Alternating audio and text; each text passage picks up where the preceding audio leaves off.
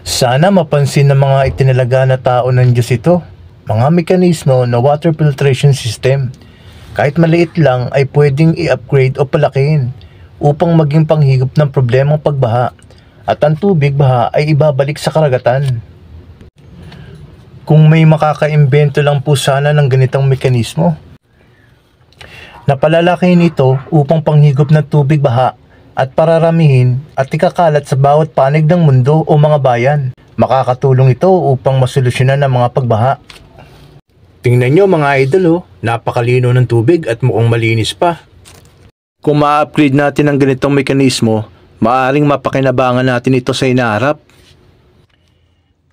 Tingnan nyo guys, at di na ginagamitan ng kuryente. Ang gamit lang ay magnet at iba pa na nakikita nyo sa video. Hinihimo ko pong magtulungan tayo mga idol na resolbahan ang mga pagbaha.